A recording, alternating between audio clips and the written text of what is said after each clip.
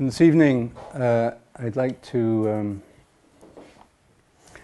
speak first about a topic that I think follows on from where we were this morning, which we might call the difference between introspection and introversion. And again, we'll look at this in the light of our spiritual companions for this week, and in the light of the Passion story. And then I'll try and keep it a bit more condensed so that we can have some time for discussion, or if you have any questions or comments you'd like to raise or to share. I just made an interesting mistake. I didn't bring one of my books. Okay, so I was going to bring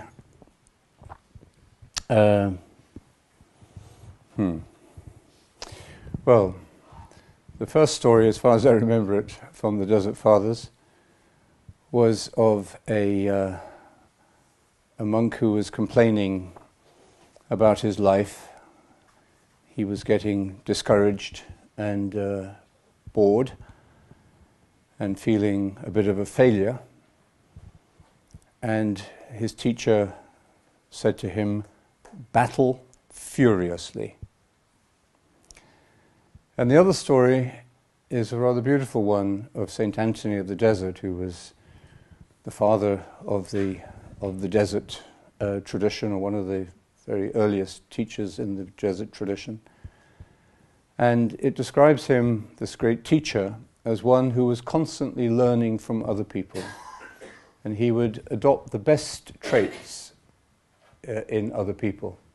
So he was constantly, humbly, just absorbing or acquiring the good qualities and habits that he saw in those around him. And his authority then was really based upon this humility and this natural humility. It wasn't a forced humility. And both of these stories, I think, refer to something that is essential in the spiritual journey, which is understanding that it is work. When we think about meditation, the way meditation is often taught in our culture, it's about seeing it as an antidote to work, or a way of relaxation. And we think of relaxation as being a sort of alternative to work. But in the great traditions, the spiritual traditions, I think that's enough, Leah. In the great spiritual traditions, we're told emphatically that in fact meditation and all aspects of the life that are the context for meditation are best understood as work, a kind of work, but a real work. And the context in which we meditate is going to decide whether, as John Main tells us, meditation is the center of your life. And I think for many people today that sounds a little fanatical. If you want to make meditation the center of your life, you should go into a monastery, or go to the desert, or go to a cave, or come to Bere Island. But Father John speaks about this as a real development of meditating within the context of an urban lifestyle, and developing a discipline of a regular practice, twice daily practice, while living an ordinary life. And understanding what that means, that meditation becomes the center of your life, takes time, I think. But if the practice is being followed, that will be probably a natural outcome. You will see what that means. We might think that community, as opposed to solitude, taking these two aspects of the journey and of our human development and spiritual growth as our theme, we might think that community is that part of our life which is all about action, work, and busyness. And solitude is just about being, doing nothing. And I think this is reinforced by the modern idea of work. And the modern idea of work sees it very often as a kind of prostitution, that you sell yourself, or you sell your time, or your labor, or your gifts, and you sell yourself at the best price to the highest bidder, and you measure yourself out by the hour. And this idea of work, I think, deeply distorts the real meaning, the human dignity of work, and also makes it difficult for us to understand what it means to say that the spiritual life, or the work of meditation, is a work, and a work which occupies really the balancing center, the point of equilibrium in whatever kind of lifestyle we're living. This idea of time as something that we sell, or work, that's something that we sell ourselves out for, undervalues the human, simply because it puts a price on it. We can't really commodify these aspects of our human existence. It seriously dehumanizes us, and therefore often makes places of work very unhappy places. Or it often makes people's careers very stressful, very competitive, too competitive, frightening, isolating, lonely experiences, and therefore very unsatisfying. This is the unexpected or the unacceptable face of capitalism, and it's becoming increasingly part of our culture. There's a lot of people who are resisting it and who are re-evaluating what they mean by their work, by their careers.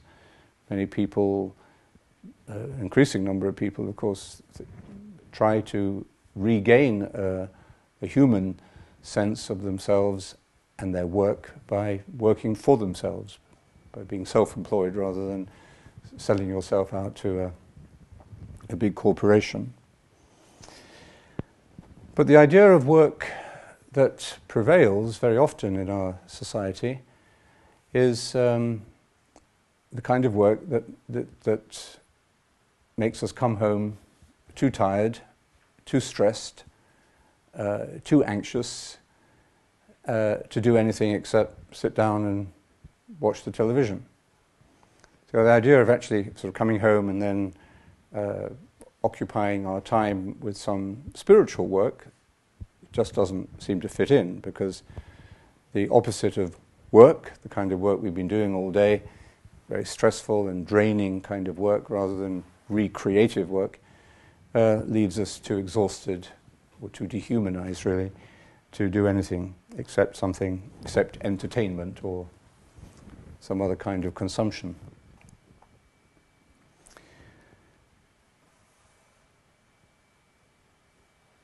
What we really urgently need to do in modern life is to rehumanize our idea of work. And the strange thing is that in the most, what we call the developed parts of the world, our work and our lifestyle are much less human than in what we call the underdeveloped or the developing parts of the world. And so when we go on our short holidays to those developing parts of the world, we are amazed to discover that, okay, they don't have all the latest luxury goods or consumer goods that we have, and they may have many physical hardships in life that we are exempt from, but they have something that somewhere along the line we lost, some quality of life, some spirit of relationship, some sense of family or community, above all, that makes them seem happier than we are. I mean, it's always amazing to me to remember that the part of the world where the suicide rate is lowest is Haiti, a country that is suffering abysmally, and from natural disasters and from internal corruption and breakdown of social order. And yet, there's something there that clearly makes life worth living in a way that in many of our developed parts of the world it no longer feels.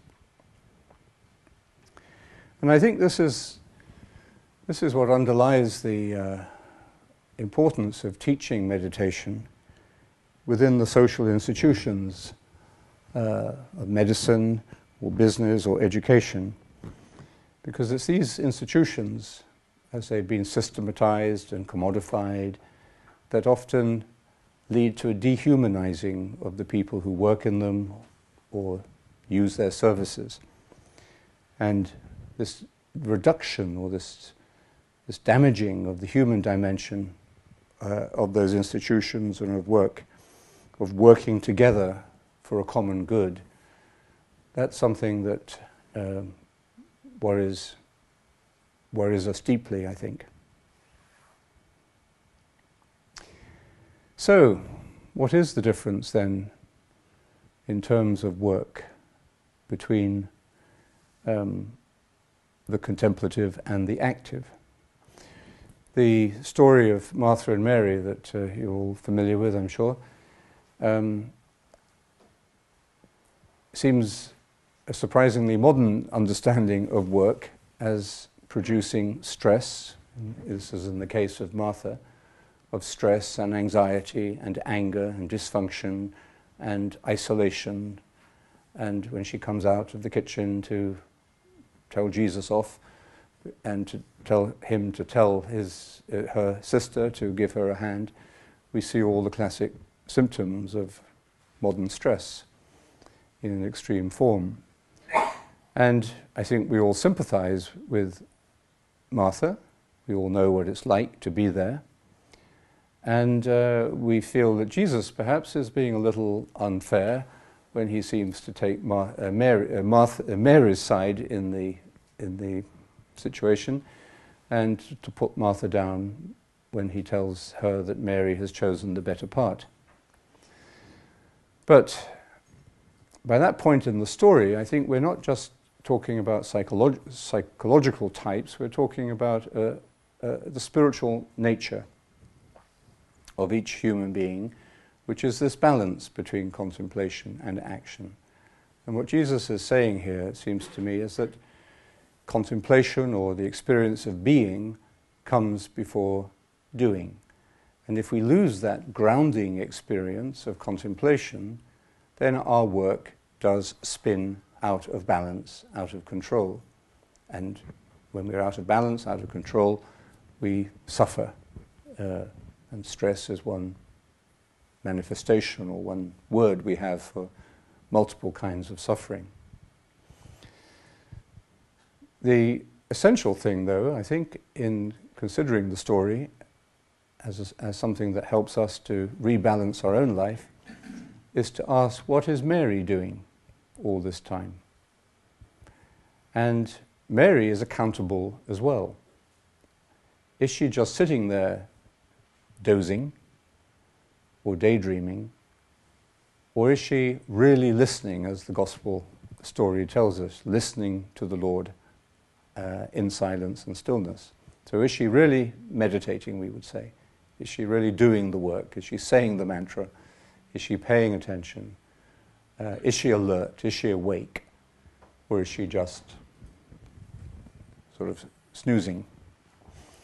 That's the key question. It's the question that helps us to understand why contemplation, or the work of meditation, is in fact work. In the more concentrated forms of the contemplative life, so we've been looking at Shantideva, we've been looking at Benedict, we've been taking some advice also from Blessed Paul Giustiani, 16th century Camaldolese hermit, I quoted and I'll quote again now. In these more concentrated, obvious forms of the contemplative life, we find something quite surprising. This is what we find. This is Paul Giustiani. He's asking about the work of the hermit. What does the hermit do? He lived a hermit's life, and he's writing about solitude. And so he's writing here about what does a hermit do all day. Those who have never practiced the occupation of religious leisure, been talking about this important word leisure. Those who've never practiced the occupations of religious leisure imagine that a solitary is constantly overwhelmed by inactivity and idleness. Bored, stiff, full of regrets, like a sleepy man or an irrational animal that lets the time pass doing nothing. That's probably what Martha, in her state of stress and confusion, blamed Mary for doing or for being. But, my Lord God, I in my solitude speak to you. How it enchants me to speak to you. And when I speak to you, I cannot lie. I declare that long years of experience have proved that the more I am solitary, the less I am idle. Only when I am not solitary am I inert, subject to boredom and regret. Never do the days seem so short, the nights so brief, the passage of time so rapid, as when I enjoy amiable solitude, free of all outside occupation and far from men. It seems to me that in this, more than in any other way of life, occupations are both lacking and superabundant. No, indeed, the life of solitaries is not what some may imagine, inactive and idle. More than any other life, it is active and laborious, full of work. And then he goes through a big list of all the things that the hermit gets up to. Everything from reading and examining conscience and regulating the soul's affection, recalling our past life, putting in order carefully our present life to provide prudently for the future. Is it idleness to repent our past misdeeds? Is it idleness to meditate on human and divine realities? Is it idleness to raise our voice frequently by day and by night in psalms, canticles, and hymns? And he goes on and on. Thus may we in some way contemplate the ineffable and inexpressible perfections of God as in a mirror. Is it idleness to share this teeming life with others through writing or through teaching? Is it idleness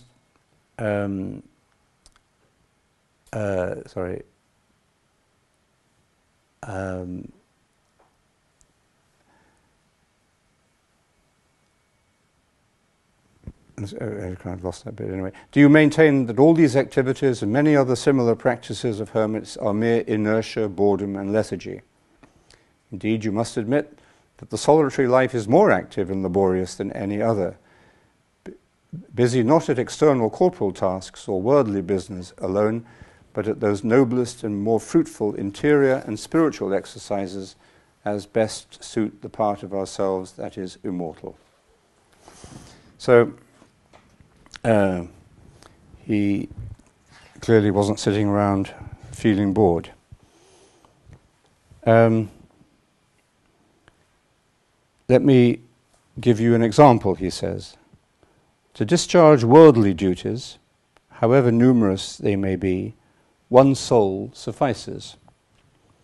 Yet it seems to me that even 100 souls would not suffice for the exercises of the life of leisure. So, very different concept of leisure. The capacity, as I was saying earlier, the capacity for developing the human mind and heart. In any case, I'm sure that all the 100 could be occupied worthily and fruitfully. People who are engaged in worldly service, especially those who govern worldly affairs, need only one soul. Sometimes they do not know how to keep their minds occupied, nor how to spend their time without boredom. So they even take up games and all sorts of inanities characteristic of ludicrous and deliberately senseless person. So, entertainment and wasting time. A hermit finds that one soul alone does not suffice him to serve God as he would like and ought, and perhaps could. He would like to have 100 souls, and if he had them, he's sure that he could put them all to work. He even doubts if that many would be sufficient. He takes great care in regulating his time. He keeps vigil, eats only once a day, and avoids all extraneous occupations in order to make his days and nights longer than they are for other people. In spite of all this, he has too little time and too much work. So his life is very full. He's never bored, but at the same time, he's not stressed. He's having a whale of a time. He's enjoying himself immensely. His leisure is expanding him. On the other hand, men who are occupied in base worldly activities, in sleep, hermits never like sleep very much, in debauchery, in silly laughter, in dissolute talk, loathe, as if it were death itself, the idea of being alone, and of being alone and recollected. These are the very people, strangely enough, who call solitaries inactive, useless, and sterile, who style them breadbaskets. So, the point he's making is that in solitude, we are occupied in an essential humanizing work. And this work opens us up boundlessly to a fullness of life beyond our limitations, so that we really are we're never bored, but at the same time we're never satisfied. There's always more. You alone, Lord, are an endless abyss, immense, capable of absorbing forever the attention of a countless multitude of souls.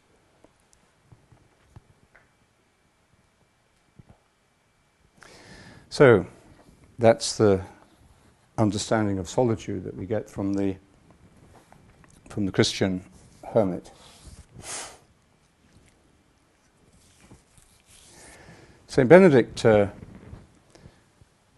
regulates this life, although it's not strictly speaking a solitary life, although he sees the solitary life as a kind of a goal of the communal life.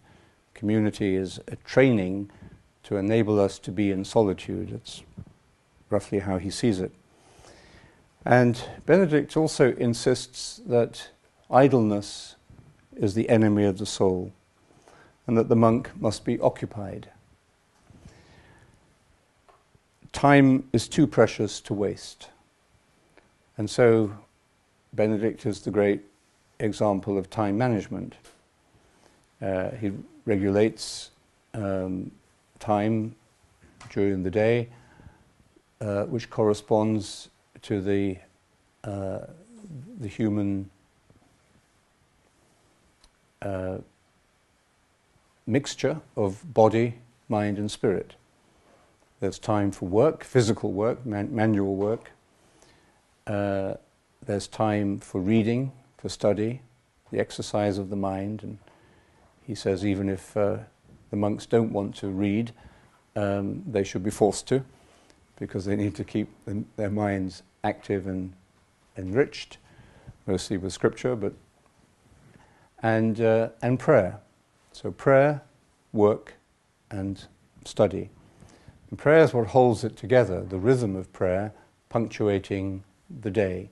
But the whole day respects and obeys, really, the different dimensions of human nature. Ora et labora, praying and working. Benedict's vision gives us a sense of balance and integration, with a balance itself between order, a timetable, just as we have for this retreat, and flexibility. It's not a prison. Actually, if you go into a prison, it feels a little bit like a monastery, except monasteries should be places where there's a little bit more flexibility than there is in a prison. And therefore, the way of life that is lived in this way becomes a language. The way of life that you're following expresses and communicates who you are most essentially and most integrally. That's why I think we need a rule of life. In the understanding of those Christian hermits, the rule of life is the life of Jesus. And the written, or the essential written rule, is the gospel. And so a continuous study and reading of the gospel so that it becomes really part of our mind and thinking. It's quite rare today. But that informs our daily life and regulates our sense of balance and harmony. We see that in the life of Jesus himself. And our life, therefore, becomes a kind of commentary, a living commentary on this rule, on this gospel. So, the contemplative life, the spiritual life, our times of meditation are full of work, but not activity for its own sake. We do this work not to make money, not for reward, but for delight, for the joy that it gives, for the flourishing, as a contemporary expression to describe the good life, because the flourishing of the human is in itself simply enjoyable, like playing. We don't play to make money, we don't play to get anything else except the joy and the pleasure of the game itself. And in the same way, in their understanding, the exercises of the spiritual life, the different practices that we follow, are enjoyable. In order to achieve this, we need to be mindful. In the Christian tradition, monastic tradition, it's called watching the heart or guarding the heart. This is introspection rather than introversion. Introversion is what you fall into when the clarity of your mind diminishes and you end up living in that rather bestial way that Paul Giustiani was describing, just a life of entertainment and saturating ourselves with, overstimulation.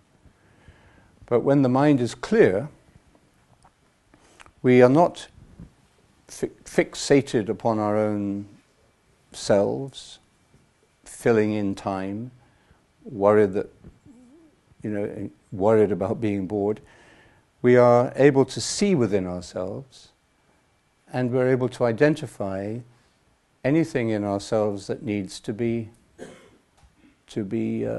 dealt with. This is also what Shantideva talks about in one of the chapters of the Guide to the Bodhisattva's Way of Life, which he calls guarding introspection.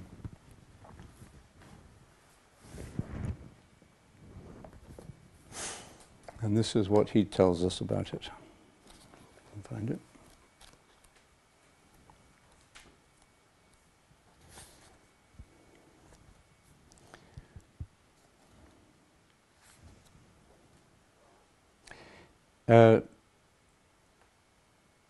Guarding introspection, so remaining alert, remaining clear, not allowing ourselves to sink into introversion, requires that we restrain our mind. He says, I am unable to restrain external phenomena, so I can't control the outside world, but I shall restrain or control my own mind. What is there, what need is there to restrain anything else? If I can restrain my mind from going in the wrong direction, from going into anger or any of the disordered states of mind, the 7 deadly sins, the negative faults, if I can prevent my mind from slipping into those states, then that's it. Even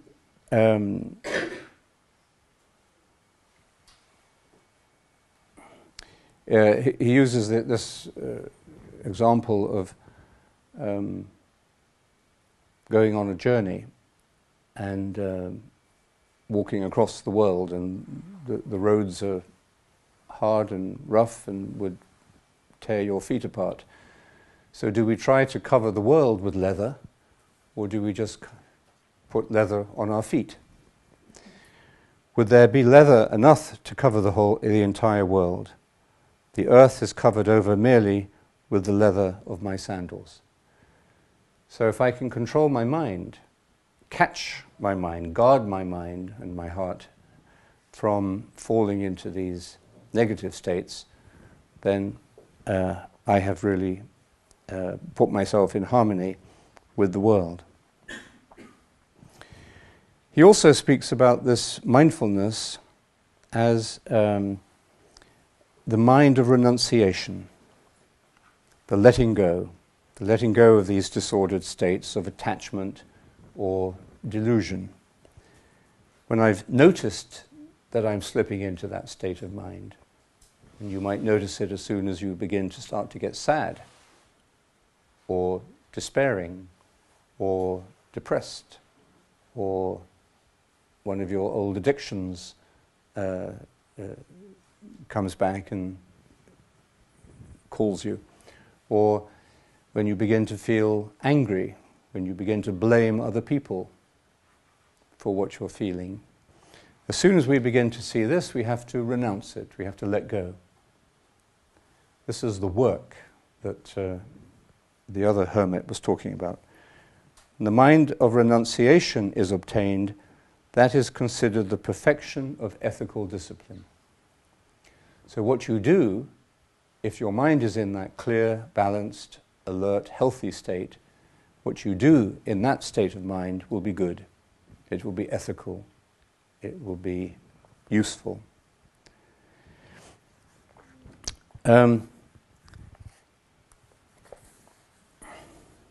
Those who wish to protect their practice should zealously guard the mind.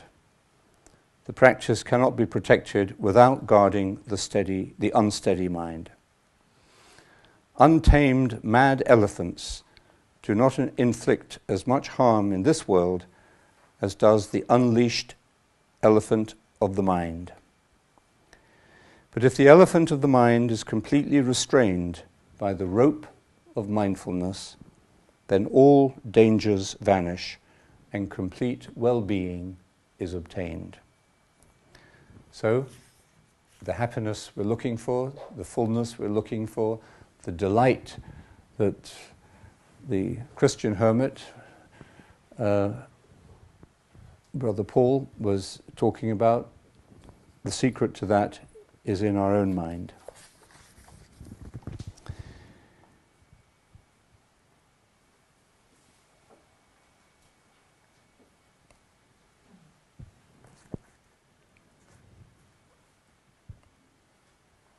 How do we learn that mindfulness, this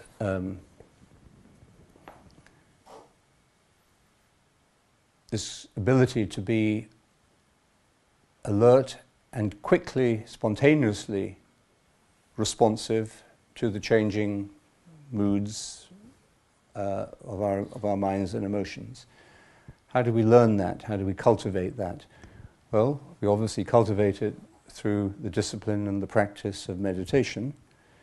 But also, he says, mindfulness easily arises for those of good fortune because of their association with a spiritual mentor, and for those who are reverent on account of the instruction of a preceptor, it will be easier for them.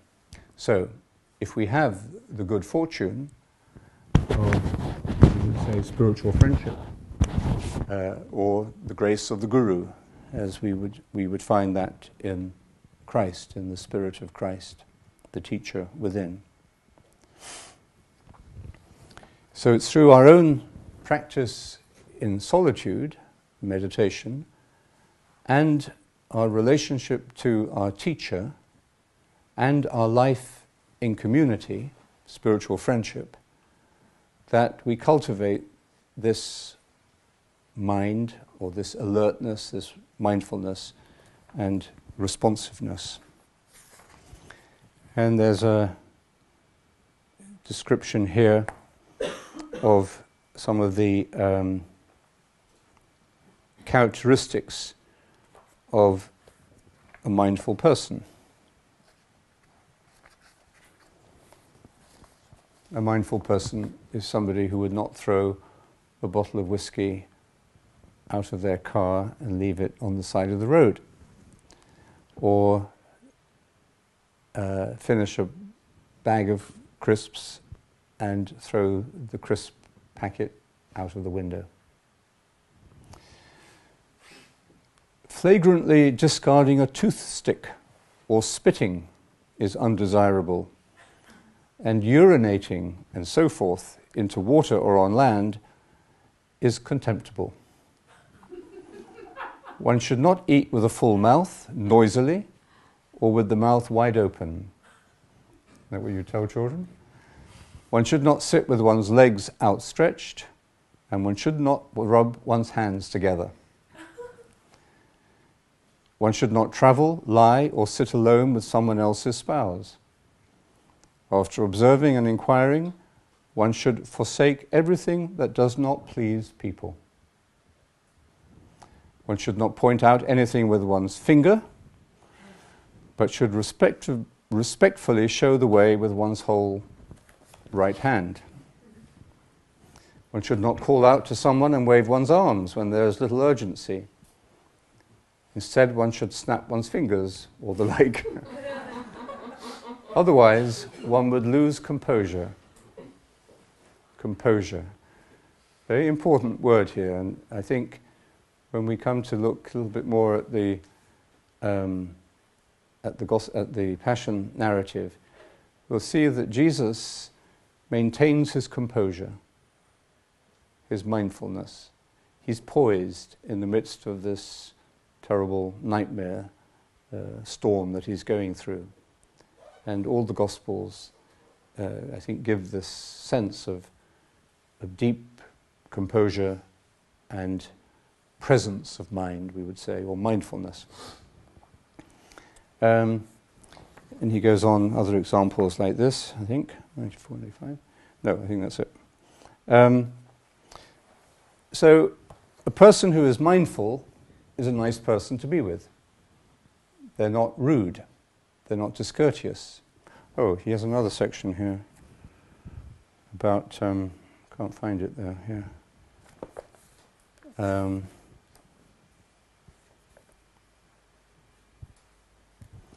Anyway, a mindful person does not drag chairs over the floor. making a lot of noise, and he doesn't bang the door. So, all these are very relevant to community living, aren't they? How we live together with other people. And why are you waving your hand? Oh, just make. You weren't pointing your finger. You were just doing that. So, okay. So these are characteristics of the work of mindfulness that that bear fruit in the way we live in community.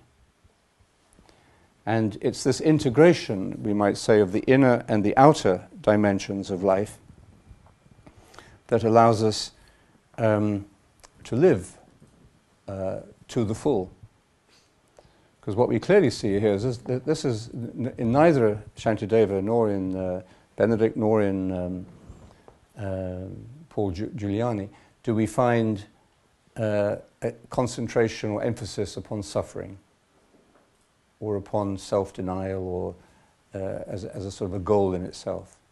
These are only ways of restraining ourselves or balancing ourselves so that we can arrive at the fullness of life and the full harmony that is the meaning of happiness. So our meditation is both solitary and communal. Meditation cultivates this deeper, subtle level of consciousness that allows us to guard the heart, to catch ourselves when we're slipping into a selfish, self-centered, introverted state where we're too absorbed in ourselves to realize that we're getting in other people's way or getting on other people's nerves. We just don't see it. They're the most annoying people who don't see that they are annoying. And our meditation develops a subtle level or degree of consciousness that would make it less likely that we will be offensive to the people we're living with or the people we sit with on the bus or the people we encounter in daily life. Our meditation is not a self-conscious, awkward, self-analytical way of being, and it doesn't lead to that kind of way of living.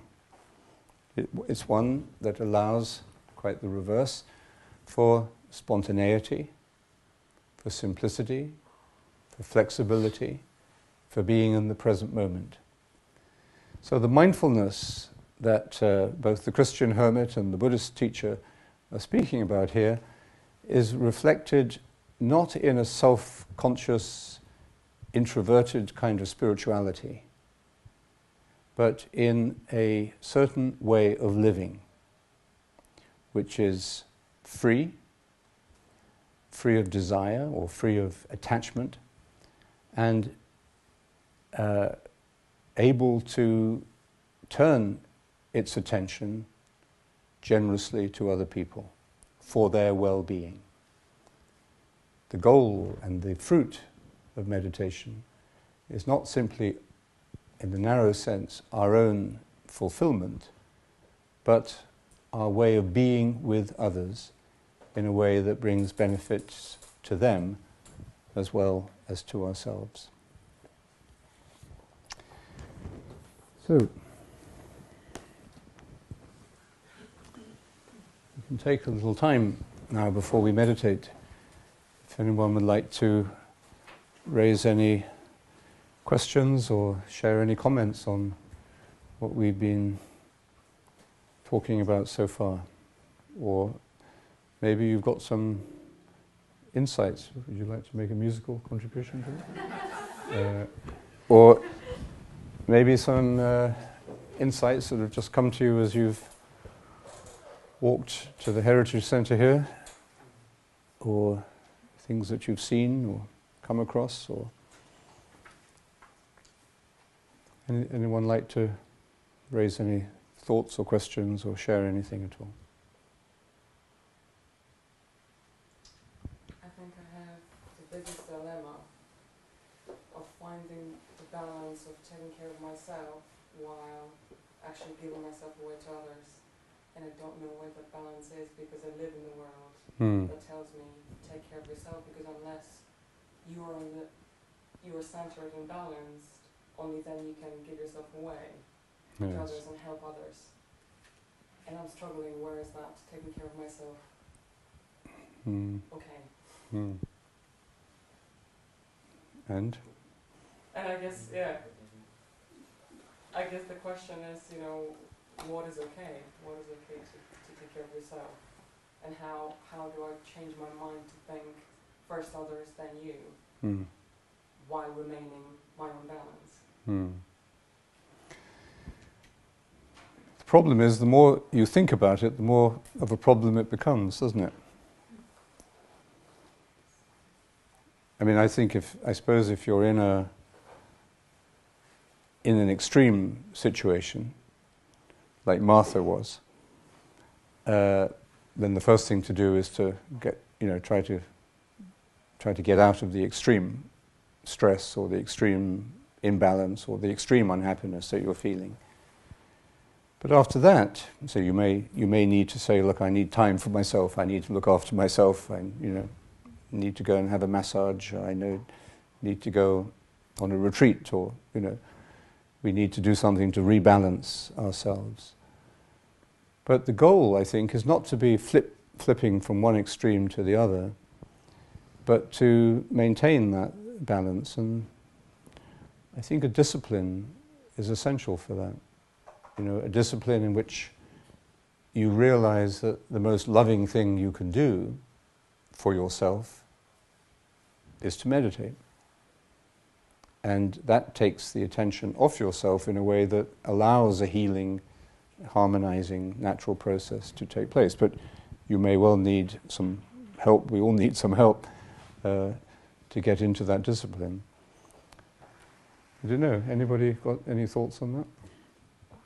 How you find the balance between being healthy and in harmony and being of service and value to others? The level of okay changes depending on the season, situation, I find for me.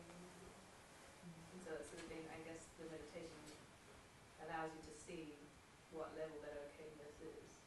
So where your balance is, it's that coming back to. That's what I find. I think sometimes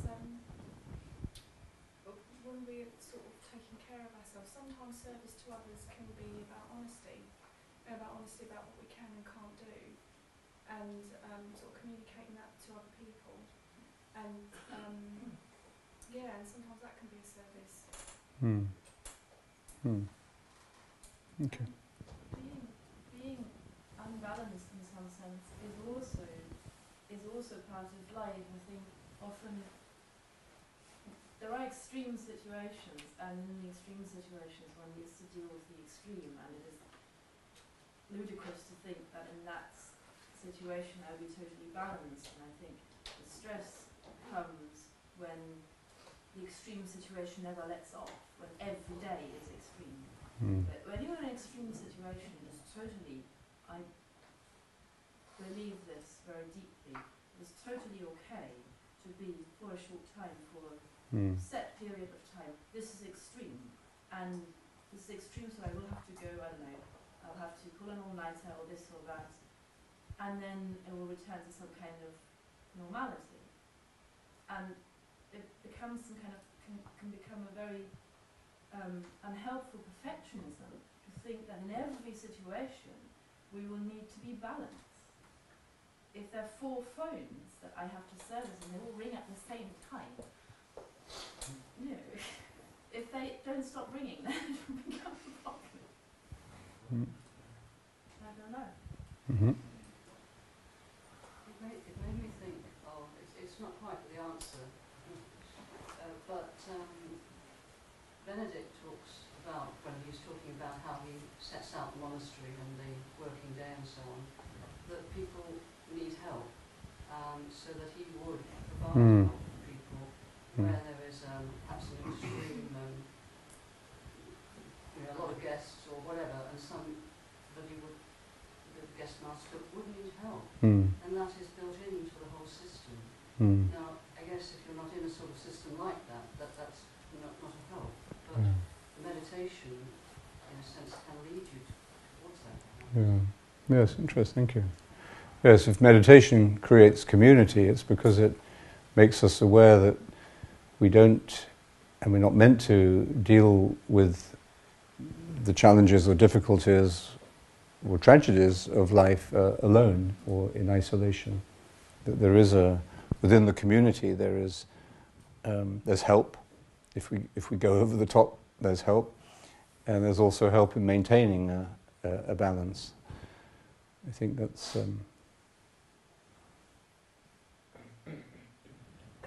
Could you translate me? Translate? What's Yeah, because I don't feel sort of convenience with my English, right? So, Okay. somebody. Że dlatego żyjemy w społeczności, dlatego medytujemy razem z grupą. Yes, but więc to jest bardzo ważne, ponieważ ale wracając do tej poprzedniej myśli, kiedy jest ten balansowanie, że jest rano medytacja, że jest wieczorem medytacja. Także można medytować, przynajmniej ja tak mam, że można medytować w trakcie. Okay. Basically what Łukasz is right now saying is that he's saying, well, you can meditate in the morning and you can meditate in the evening and find balance between that, but you can also meditate throughout. Tak, znaczy to zatrzymać się przez moment w czasie dnia i jakby zagłębić się w siebie, to znaczy odnaleźć w sobie ten spokój i to poczucie sensu, dlaczego ja to robię i dlaczego jestem. So stop sometime in the middle of the day and think about yourself, about your center. Why are you doing this? Feeling, not thinking, but feeling. I am, yes, and feeling this moment. It is sometimes useful, I think, to be aware, yeah, for me in my life, yeah. Thanks. Thank you. I didn't know you translated Gaelic so well.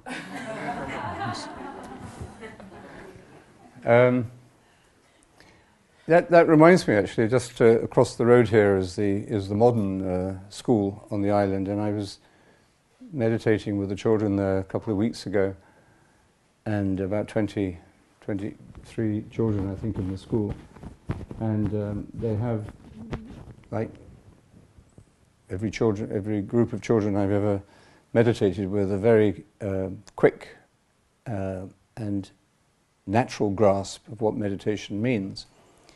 And they don't see it as difficult in the way that we tend to do. Maybe because we're more complicated, I suppose, and maybe we've got more baggage to deal with, more work to do on tidying up our minds and coming to this mind of renunciation, letting go. So maybe that's the main reason. But it's also, I think, that we think of the discipline of meditation as something that is an imposition or something that is too demanding on us. Whereas the children have a very wonderful sense of play, I think, when it comes to meditation.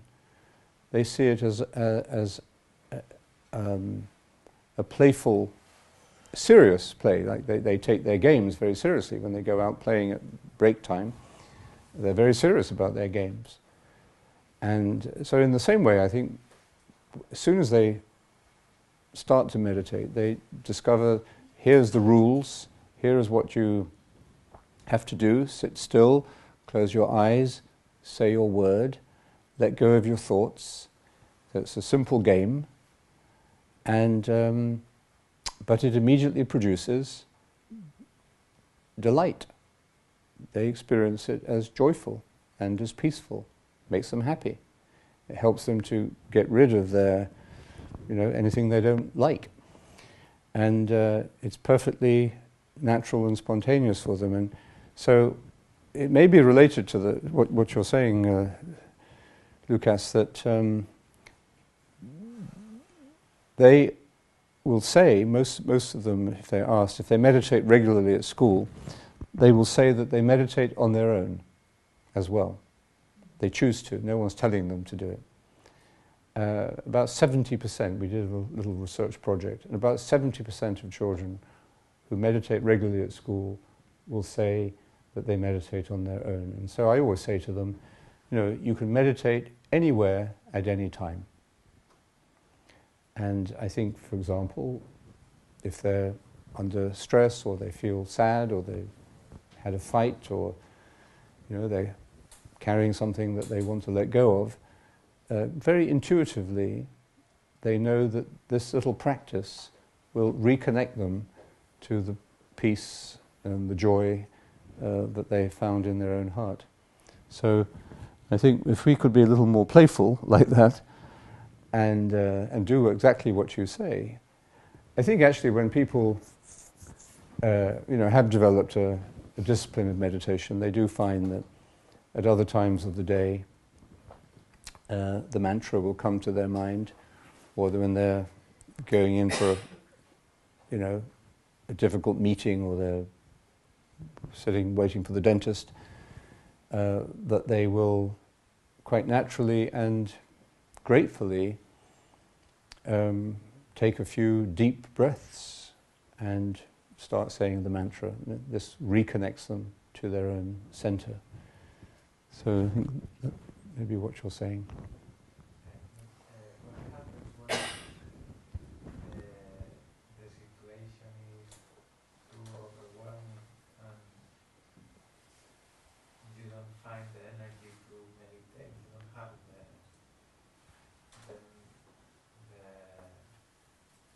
the necessary tranquility and to set aside your thoughts and feelings? Well, I think when you feel you can't meditate because you're too agitated, those are the most important times to do it. And you have to do it, the only way you can do it in that state is not to evaluate it,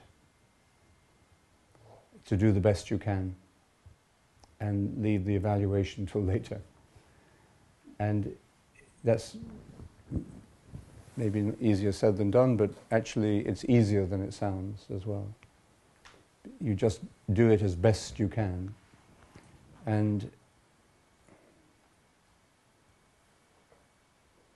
I think also in that agitated state of mind, when you think you can't meditate, therefore it's a waste of time trying, if you do make the effort, then the Spirit comes to the aid of your weakness, as St. Paul says. We do not know how to pray, but the Spirit comes to the aid of our weakness and prays in us deeper than words. I think it's in those moments of where we feel we can't do it, that those are moments of weakness, but that can be the very moment where we experience grace. And the Christian approach to weakness like that, or sin like that, is to open ourselves to grace, not to rely upon our own effort, and not to despair, really, not to feel that we can't do it because we feel we don't have our own resources to do it. I think just do the best you can and be surprised by grace. Francisco? Yeah, I think this question of balance in life is a very important one, very central. I lived many years not having balance in my life and trying to keep myself together just on the basis of willpower, and just being tough. And what that does is, it makes you hard. It doesn't make you better. It doesn't do anything. But it makes you hard, and until you crack. And you will crack one way or another, and that crack will be part of the solution. So in the end, I guess everything is okay. But um, I fought with this for a long time, and I didn't find myself a way of getting out of it. And it was until after the crack and through the work of meditation and the discipline of meditation that I started to learn some new things about this whole issue of balance. And I mean, maybe it's too early to say that I have actually learned anything, but I do feel that a new approach to the whole issue has come out of my experience of a daily practice of meditation.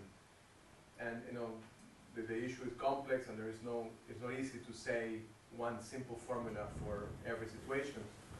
But I think one insight that I would want to share now on this point is the relationship between balance and the body. And I would say that your body knows a lot more about what is going on with you than your mind does. But we always try with our minds first. And I think there are many ways of working with the body. And this goes to your point.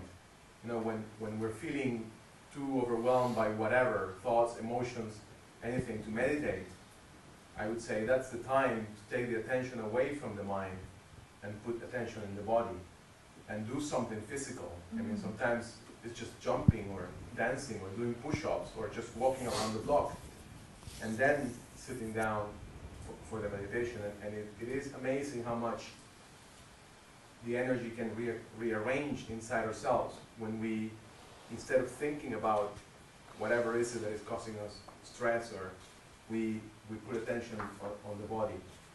And again, to the original question on balance, I would also say, you know, listen to your body. Your body will know when you're pushing yourself too hard, and there will be symptoms, and the symptoms will be soft first, but it will be loud and clear soon enough.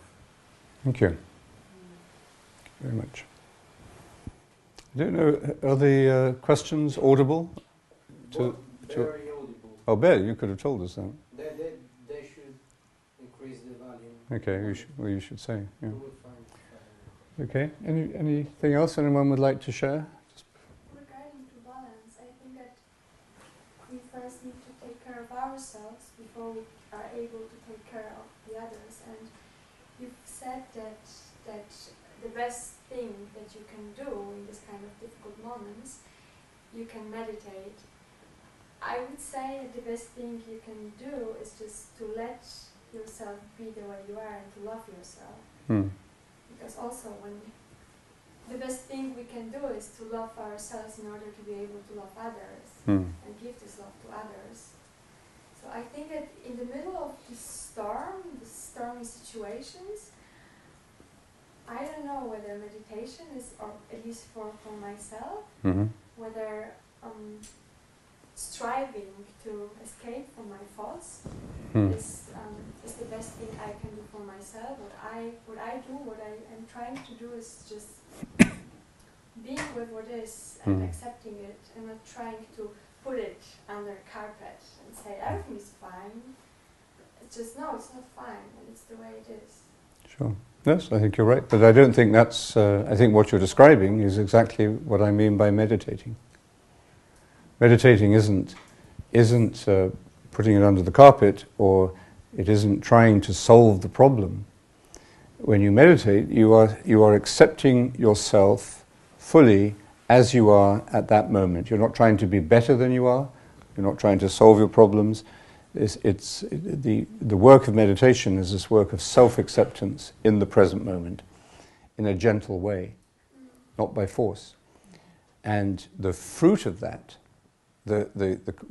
is that you do truly love yourself. And the fruit of that, of course, is that the agitation or the disorder or the disharmony, the darkness begins to lift as a result of that. But is it the main work that is being done meditation? Because for me, the work of and the practice of mindfulness, it's not meditation helps me a lot, but actually being in the middle of a storm is very useful to practice mindfulness. And for instance, how we meditate and how we approach distractions, it's a little bit different from the Buddhist tradition, and I find it very interesting.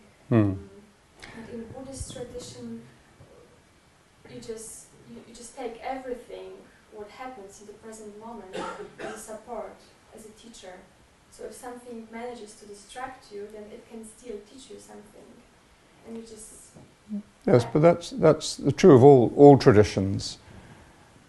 Offer a spectrum of practices, some of which are more about observing and recognizing and just accepting the thoughts that go through your mind or learning from those thoughts and so on.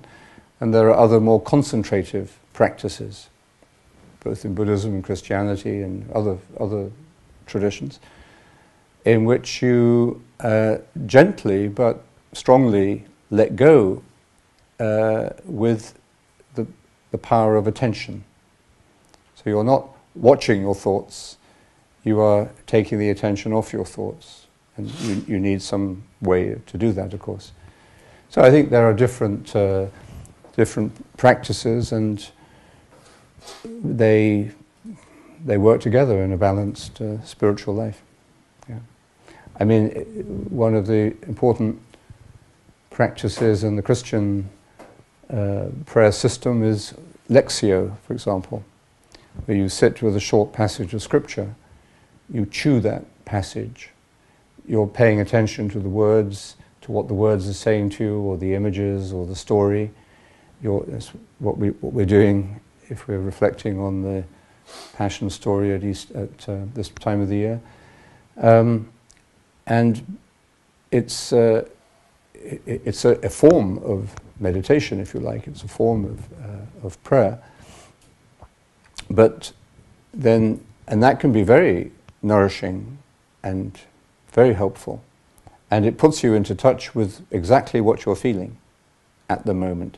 The way you read that passage of scripture is going to allow the scripture to read you, and it will bring you to a sense of acceptance and a sense of hopeful acceptance, a sense of connection through that. So that's one practice, and of course there are other practices. But I think in meditation, as we primarily talk about it, and as we'll meditate now, we go a step deeper. But maybe you need to be well prepared for that at times. And in that step, in that practice, we're practicing a pure attention, letting go of the thoughts and the words, or the feelings and the images. But again, in a way that is strong but gentle. It's not pushing it under the carpet. Okay, so that's. How can you keep yourself from stressful meditation? I haven't been meditating for a long time, but what I realize is if I want to control my thoughts, it's either I feel like this Maranatha or something else, I have to repeat really fast to keep my thoughts from coming. Or if I don't do it and say I have to do it in a more quiet way, it's not like the thoughts come quickly and I realize, okay, my thought is here and I have to get rid of it, but I fade away, and suddenly I realize I've been somewhere, but not with the Maranatha. So how can I keep myself from kind of feeling I have to put stress on repeating the word in my mind? Well, if you just consider this, that the way you say the word is with attention. Tension or attention? Attention, Yeah. yes. I think I think that may answer your question. Less tension, more attention. Okay, so with attention, and attention is a better word than, say, concentration, which suggests, you know, I'm going to get there. I'm going to really concentrate, furrow my brow, and really. So the other ways we describe how to say it are important. With attention, but gently but faithfully. And the fidelity, the faithfulness, means that when the mind wanders, whether you fall asleep, or whether you are thinking about your problem, or thinking about dinner, or thinking about the mysteries of the cosmos, that whatever it is you're thinking about, when you realize that your mind is paying attention to your thoughts, the stream of mental activity, that's a very important moment. At that moment, you don't evaluate or judge yourself. And if you do, which we often do, and we say, oh, I've done it again, or I'm wandering off again, that reaction, that thought, is simply another distraction. It's just another thought that you lay aside. And you have to have a sense of humor about it. That's the best, you know, don't take yourself too seriously, and don't evaluate yourself don't judge yourself too harshly. So as soon at that moment that you realize that your mind has was wandering, you just come back to the path. It's like walking, you know, it's a narrow little path, as Jesus says, that leads to life. So saying the mantra is like a narrow little path through a jungle. And the jungle is your mind, with thoughts, plans, memories, activities, feelings, all teeming in your mind. But you found a little path that you can follow. This is your path of attention. It's a path of silence, in fact. And the beautiful thing about this, if you understand it well, is that if you wander off the path, in other words, you get distracted and lost in your thoughts, and if you spend 29.5 minutes of the meditation in that jungle, you are never more than one step away from the path. The kingdom is close at hand, Jesus says. So you just get back to the path by taking the word and saying the word again. So it's a beautifully simple, effective way. I'm not saying it's the only way, you know, but it's certainly very powerful and very effective, and very gentle at the same time. And what it does, if you can approach it in that way, faithfully, attentively, gently, and simply, and the simple means that you're not evaluating yourself, then you come to love that path. And the path, the simplicity of the path, teaches you about the path itself. So of course it's a matter of trust, it's a matter of faith, and above all it's a matter of experience. And the desert teachers that we've been speaking about used to say, experience is the teacher. So you're not learning this so much from what other people say as from your own experience, but the first step involves some kind of trust or some kind of act of faith. Okay. Well, I think sometimes I started meditating a very short time ago, and sometimes could you speak a little louder, because they can hear you in Australia. yeah, I have I feel like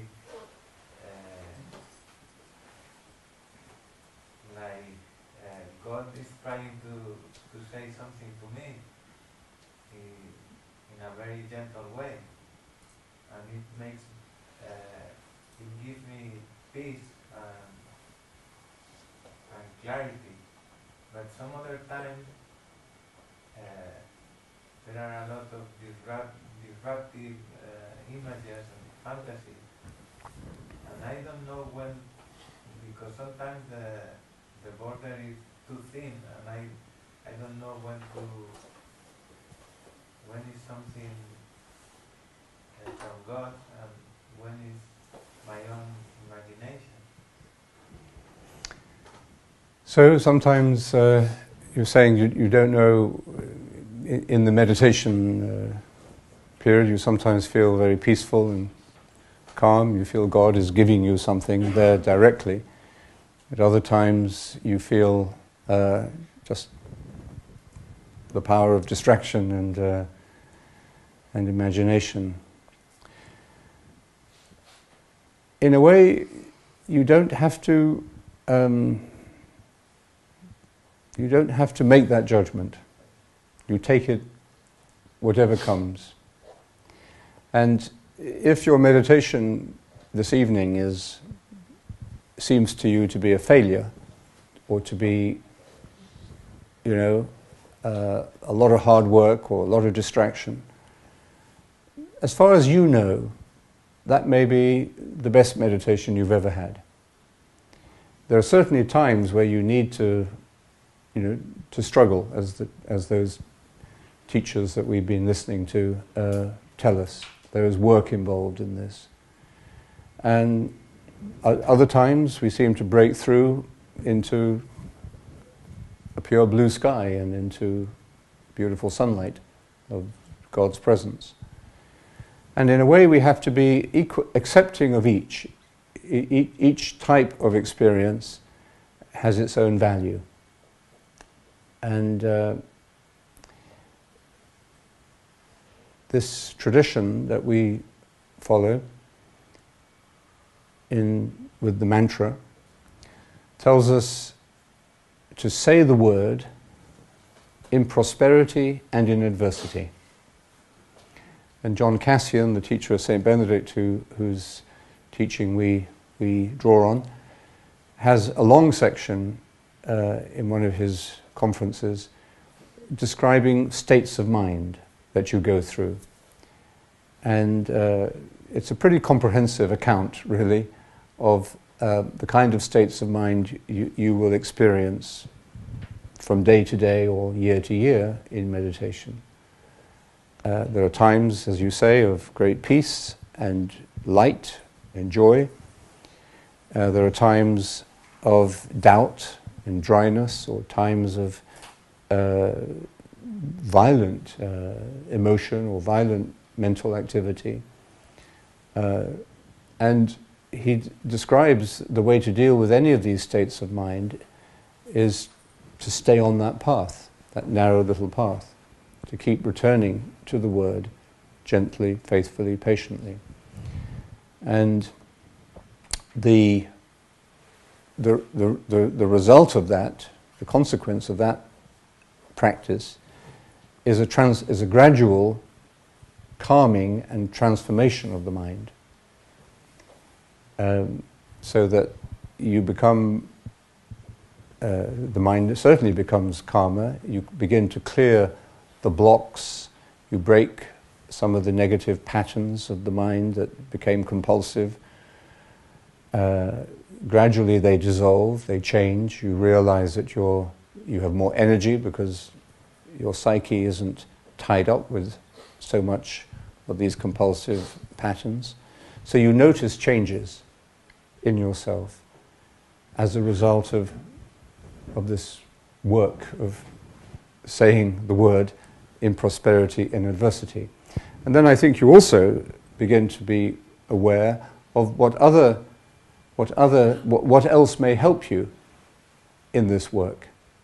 So the bigger context in which you're practicing this meditation, and other experiences, the experience of community, the discovery of scripture, other spiritual practices, or going on pilgrimage, or doing body work, or yoga, or taking time in solitude, or being of service to other people. This is what that first section that I read from at the beginning this evening was really about. That as the mind becomes more free, more open, more relaxed, we discover the rich diversity of life. How in fact everything in life is a practice. So we, instead of just wondering, what should I do, or what is the best, quickest method I could use to become enlightened, we realize, in fact, that everybody we meet,